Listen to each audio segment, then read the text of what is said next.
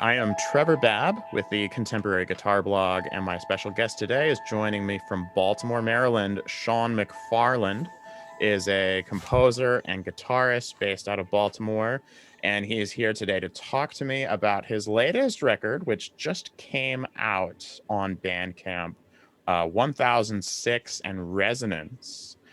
Sean, thank you so much for joining me today. Yeah, totally. Thanks for having me.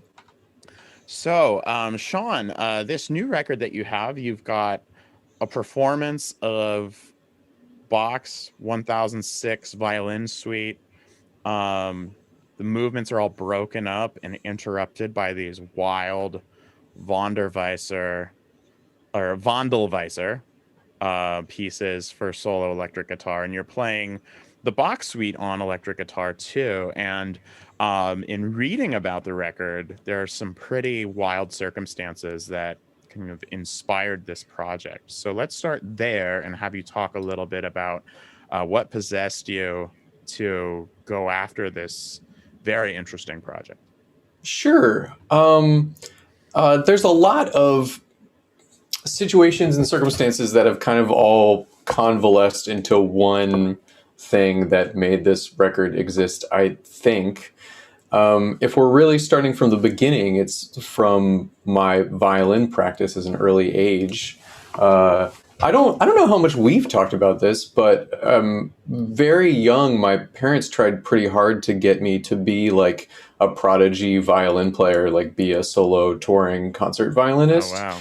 And I kind of gave that up at a younger age than I probably should have, but retained a lot of skills and abilities from that to easily translate to guitar. But importantly, to this project, there was a point in time where I listened to the third Partita for violin and fell in love with it immediately. There's this Hilary Hahn recording. Of course, she then was a prodigy, and my parents were like giving me all of these prodigy violinist CDs, but I was blown away by this piece of music. And I took it to my violin teacher, and she was like, absolutely not. We're not working on this. I mean, it's a hard So piece to not fall in love with. I think I remember the first time I heard it, and just that prelude is like just pure joy on there's it's expressed in music, right? there's a great note in one of the edits of I can't remember who wrote it, but there's a violinist who is like teaching this piece, and one of his notes is that the prelude is so inspiring it'll make any lazy student practice. That's great. I love that. Which I love.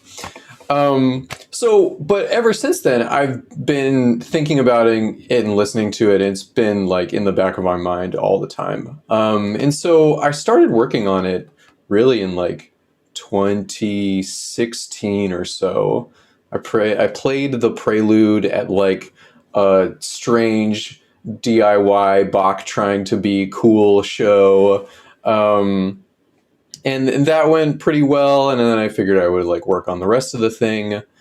And then in early 2020, I was workshopping the idea of putting out a bunch of different records. I would realize that my interests are so like wide and varying, and the only way to kind of like make things happen would be to try to figure out how to make three different records of electronic music and guitar music and like chamber music that is my own.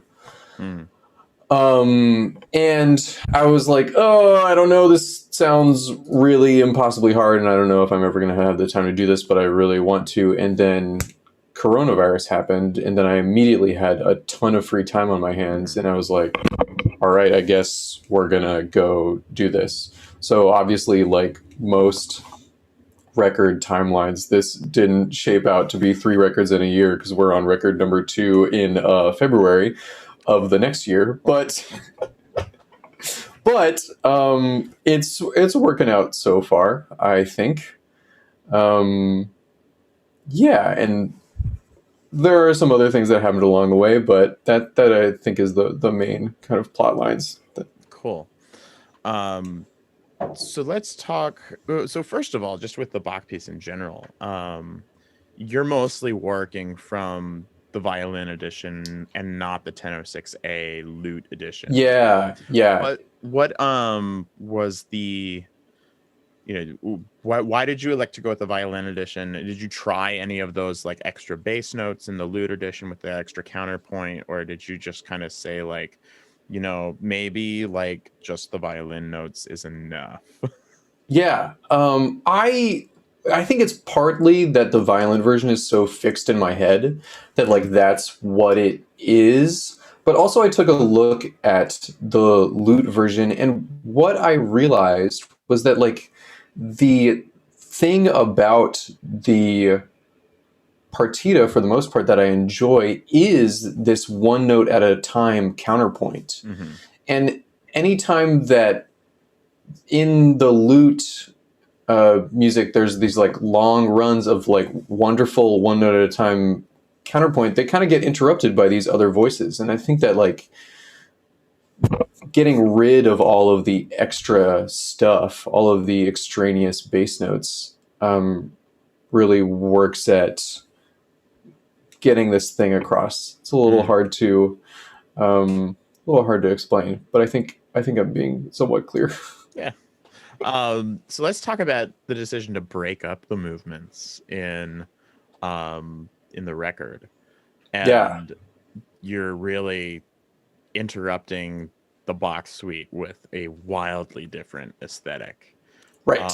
To the point where, for a listener, it can almost be a little jarring to like have this like beautiful, pretty Baroque music, and then it's just like austere stuff. First of all, let's just have, for anyone who's watching this who has no idea what we're talking about when we say Wandelweisser, let's just talk a little bit about, what this aesthetic is for people who haven't heard the record and aren't familiar with, the term.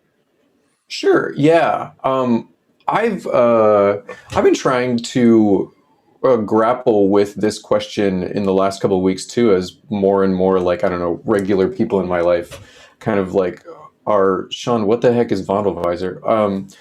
It's a group of composers from early on that like decided that they wanted to use more silence than sound in the music that they were creating.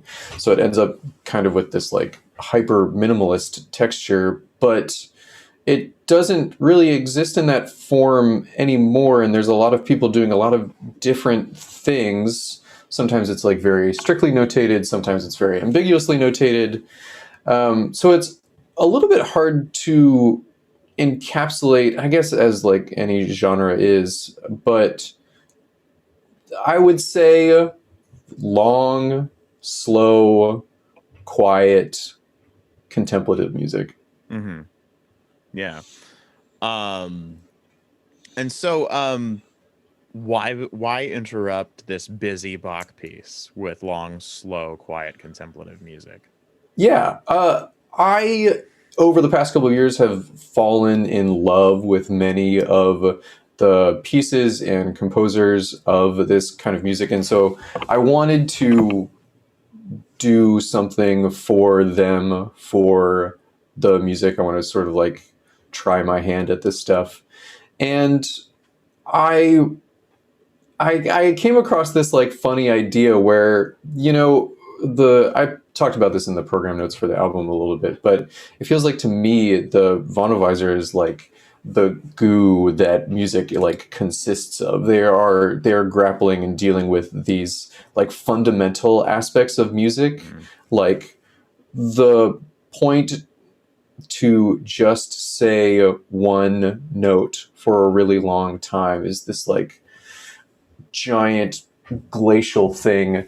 And at the same time, it feels like Bach once was doing that too. We think of him as this like composer that kind of like manifested all of these amazing lines and counterpoint out of nowhere, which I know is not factually the case, but like applying this composer myth to Bach as if he summoned this partita out of like nothing, I think is a fun idea, and it is jarring when you hear it. But I really enjoy those moments, the transitions. Yeah. At the same time, the interspersal of the Wandelweisser music to the Bach movements is strictly like a time problem, right? The Mm, partita is only like 20 something minutes long, depending on how fast you play it. And like that's one Wandelweiser piece. And it would be strange, I think, to do Bach and then the rest of it, because that wouldn't give it the same kind of like weight ratio that I yeah. intended with the record. So I think that really my only choice there was to intersperse the movements. And at some level, we live in the age of streaming and shuffle play, I think, too.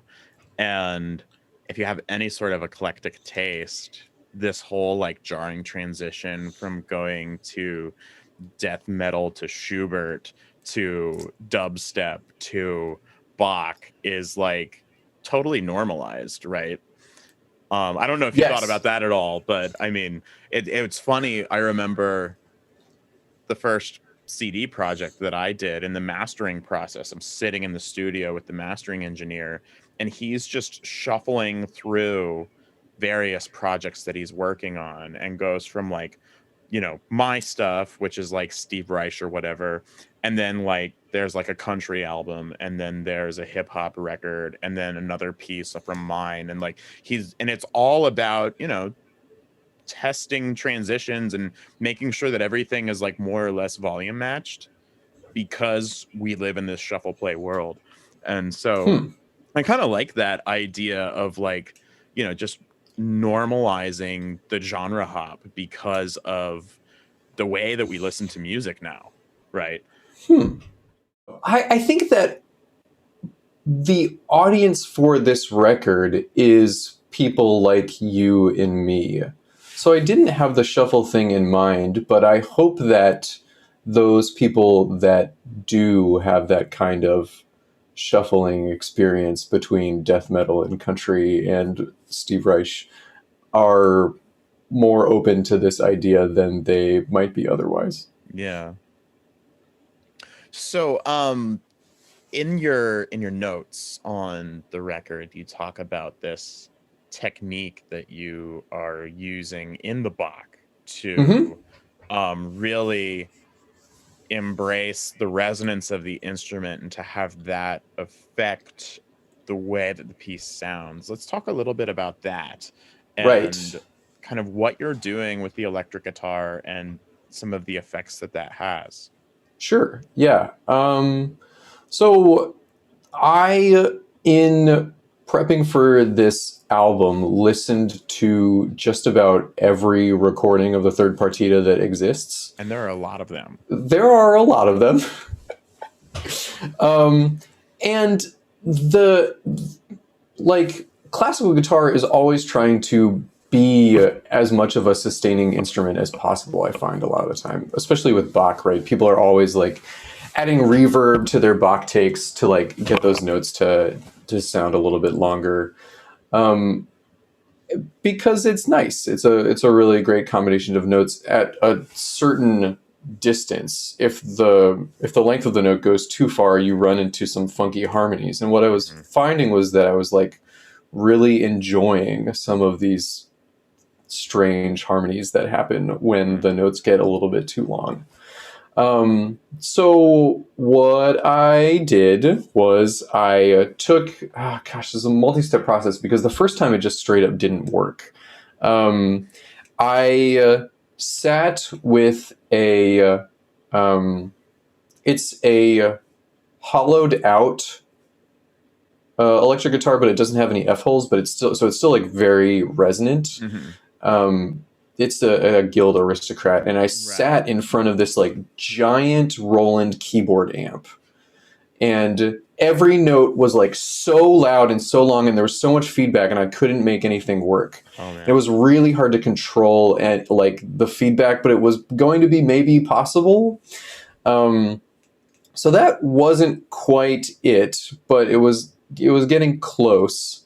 Um, So change of the amp and the guitar, but still like sitting right in front of the speaker as close as I can, like in Mhm. between the microphones. Really helped out, I think, with the length of notes there. Cool. And so, yeah, so we get these kind of like washy harmonies through this. I remember especially some moments listening to it in the lure, especially when I was just like, oh, whoa.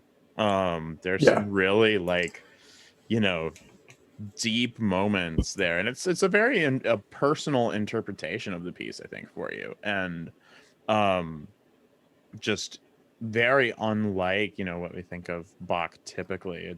There's this sort of intimacy with it. And talk a little bit more about, how, I mean, you talked a little bit about like, that you didn't want to do the lute version because the violin version is so burned in your mind. But what else about, the violin in particular um influences your approach to the guitar? I've seen you play violin once, but it was a very different kind of violin playing. very different. Yeah. Um, a lot of extended techniques and whatnot. But what else about your history as a violinist has influenced the way that you approach this piece?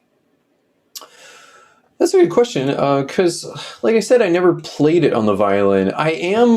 When I am working, or when I was working on this piece, I was almost exclusively referring to violin performances of it. Hmm. Um, I mostly just think that they are better than the lute or classical guitar versions for whatever reason. Hmm. I'm not sure I can articulate why, but I feel a closer connection to that instrument playing that work. So there's that part of it in it. It sometimes feels like I am trying to play violin on electric guitar rather than playing guitar on electric guitar. Hmm. I'm stealing a lot of ornaments that I think that in a classical guitar player wouldn't necessarily like elect to do.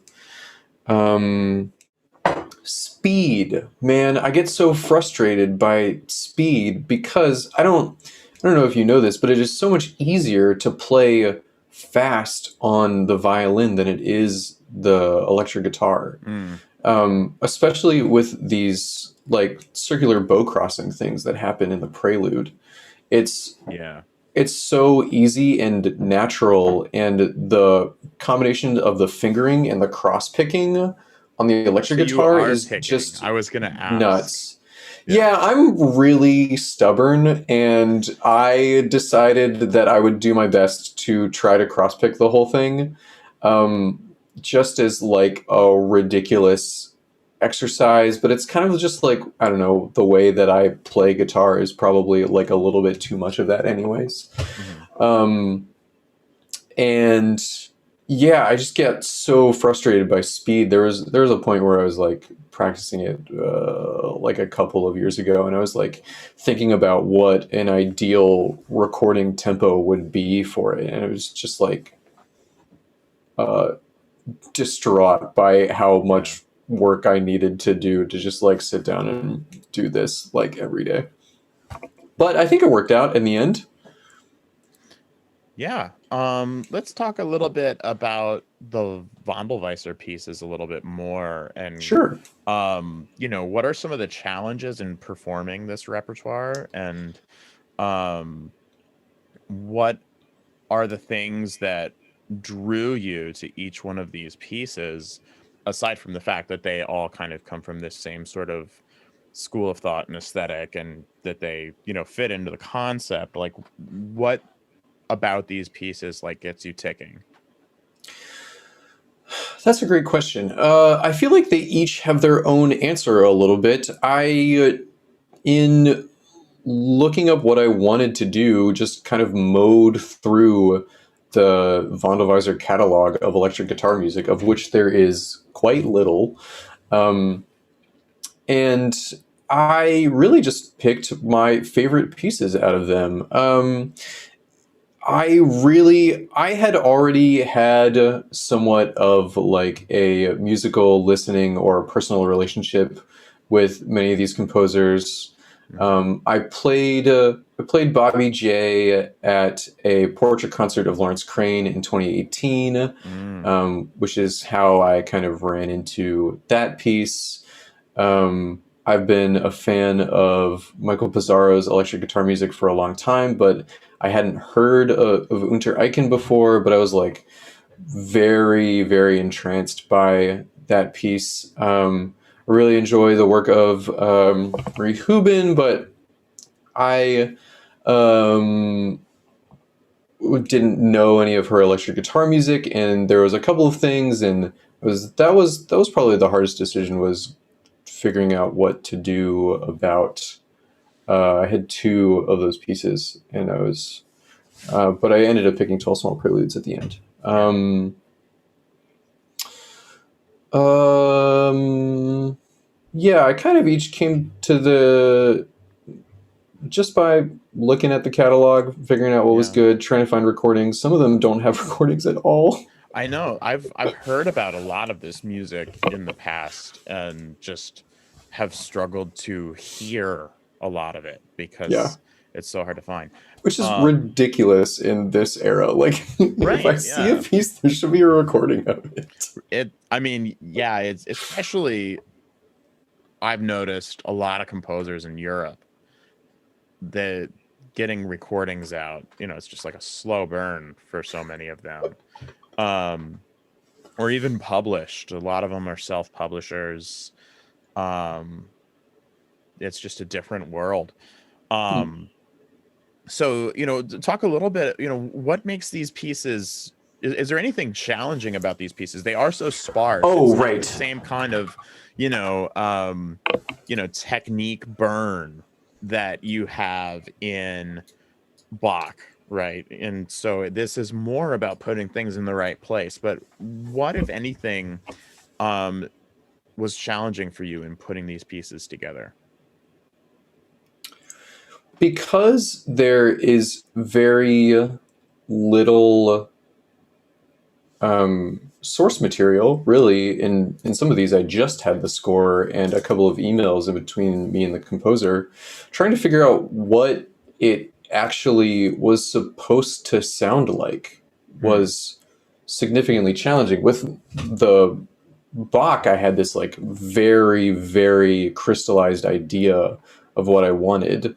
But Okay. with these other things, the like diversity of time of the Bobby J recordings runs from like 6 minutes to 10. And Hmm. so like what do I do with that information? What do I make that sound like? And He does have a that tempo marking in that score, it does have a tempo marking. right? It It's does. like Yeah, yeah, yeah, yeah, yeah, ridiculous yeah, yeah. slow. It is very slow. And it's strange to me how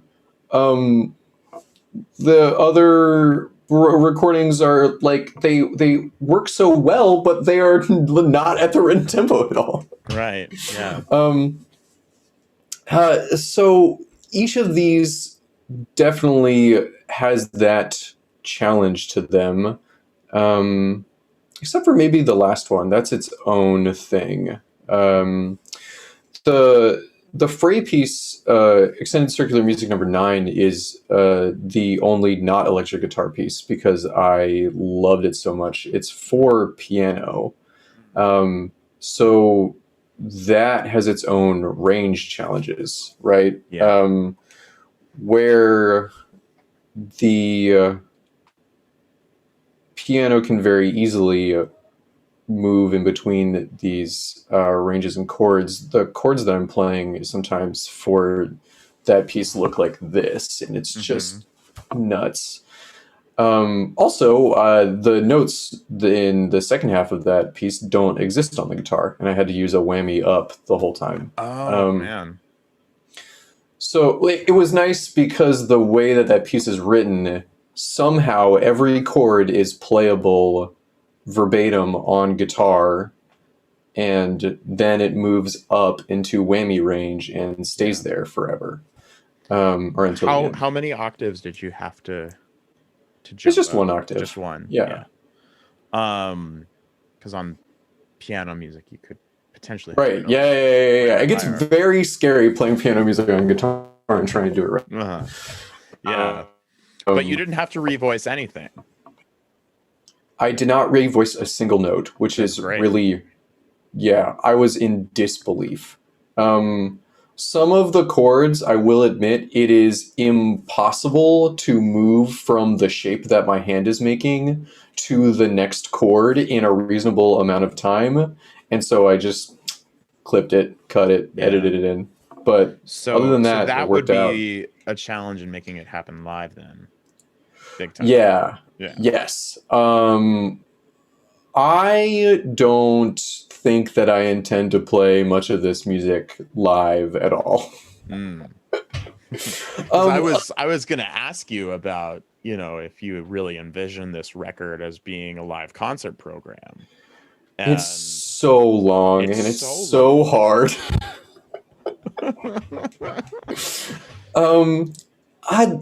A funny thing about being a musician and not playing in concerts for a whole year, you kind of get to step back and you get to really have a reasonable long thinking process about how you and performing music coexist. And a thing that I have found is that I, for the most part, do not enjoy the process of performing music, which feels like a very strange thing to say. I love concerts. I go to shows more often than a reasonable person should, but I just I don't know if it's a little bit of clinical anxiety in me. Just I'll do it, but it's never my favorite part. So it's been nice having a break from concerts and stepping back and seeing how I want to interface with stuff again. I did a solo electric guitar tour of the Feldman in 2016. Right. I remember that. We were playing in New York in different venues on the exact same night. Oh yeah, that's right. And I just really did not enjoy that process very much. It was a thing that I really wanted to do, but the performing aspect of it. And that Feldman piece really isn't stressful to play. Feldman piece is not stressful to play. I think honestly it comes from the size of audiences in contemporary classical music and the kinds of audiences that I'm playing to. When I'm playing this kind of music for people that are listening to this kind of music, there are people that I very highly respect the opinions of, and there's not that many of them, and that really takes a toll on my nerves. And some of the most difficult concert experiences I've ever had are playing for very small numbers of people. Yeah, it can be kind of discouraging. Yeah. So I might see how I can get away with extending this concert break past coronavirus and see what happens. What sorts of ideas do you have to extend that?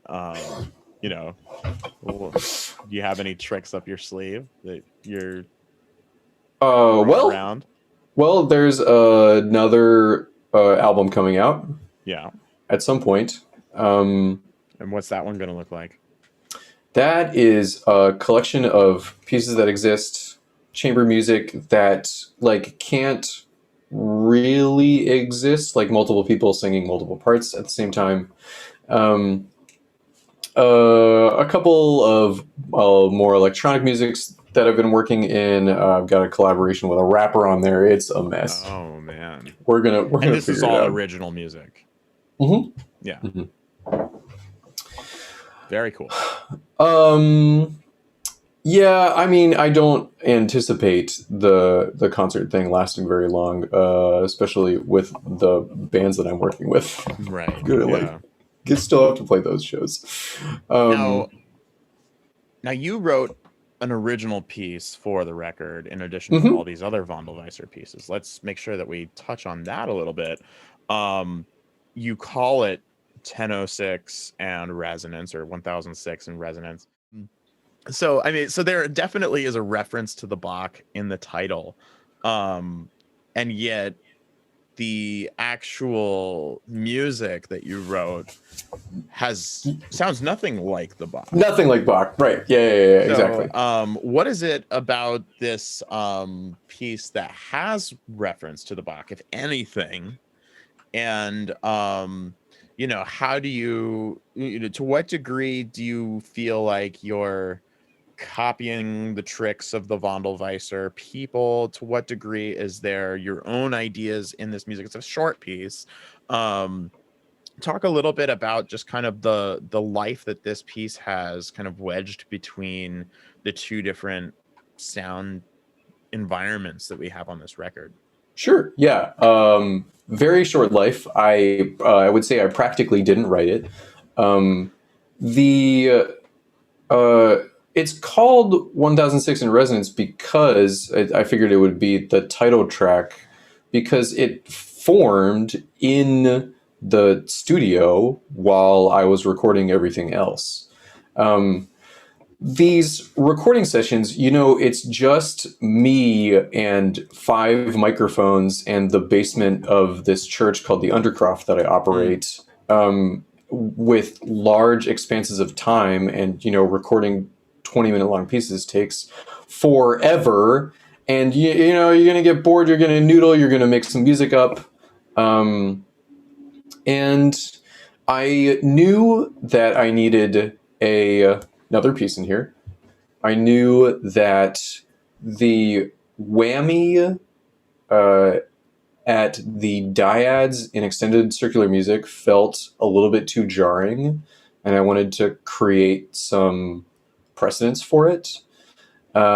And I was just playing guitar and improvising and making up some music in the studio while mhm, I was taking breaks from recording. And then I kind of synthesized together this thing, this just like chord progression on whammy, which is in E major, which is the really the only connection that it has to mm, the Bach. But I think of 1006 in Resonance as the feeling of being alone and cold in the Undercroft for a mhm. long time. And that is what that does for me. Um, it's uh, so it has this like slow descending chord progression, which is not unlike the melody over the Bobby J harmony. Yeah. Um, but I think that kind of my stamp on it is this idea that I'm exploring that sort of asks the question of why doesn't contemporary music or contemporary chamber music use overdubs? Mm, Um, so it's really the three of the same thing stitched on top of each other with a couple of electronic music, ping pong effects, delay things going mhm. on. Um, and I think that the combination of all of that stuff in a melting pot and me sitting in the Undercroft being freezing and shivering Yeah. is a good kind of nexus of all of that. Talk a little bit more about this space that you're recording in. It sounds unique and um atypical to what we're used to dealing with as recording artists. Oh, yeah, totally. Um, the Undercroft I think of as three spaces, which I'll try to go into very quickly because I think that they all have their own effect on the sound of this room.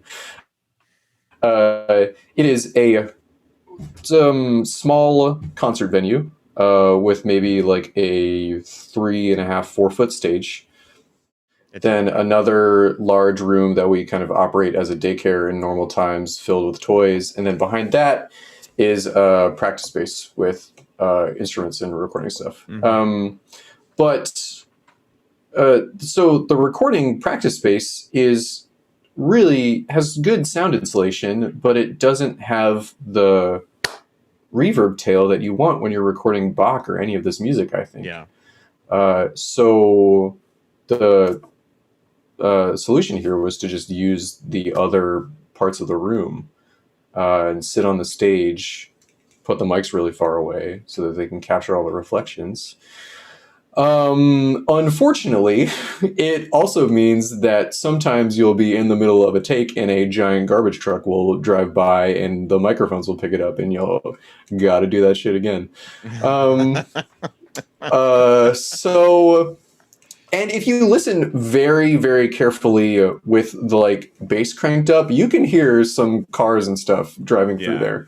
Yeah. Um, there's also, oh god, the space. I love the Undercroft so much. It's like my dream. We run it as like a volunteer nonprofit DIY arts venue Nice. in regular times. And we've been extremely fortunate to keep it during coronavirus through a number of really unusual, wonderful circumstances.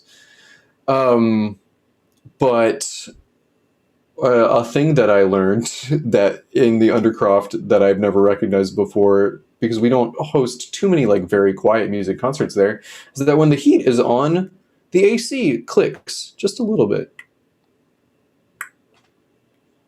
So as I was recording and as the weather was getting colder, I found myself turning up the heat in the room full blast and then turning it off so that I could record all the takes, turn the heat back on so that it wouldn't make any more noise. Um, Yeah.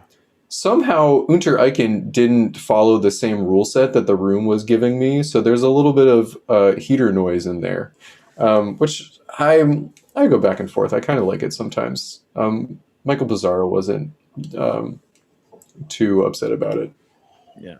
Well, with music that has so much silence in it, at some level, the space that you're in kind of fills that, right? The classic like 433 sort of scenario where the music, the room is part of the ensemble, right?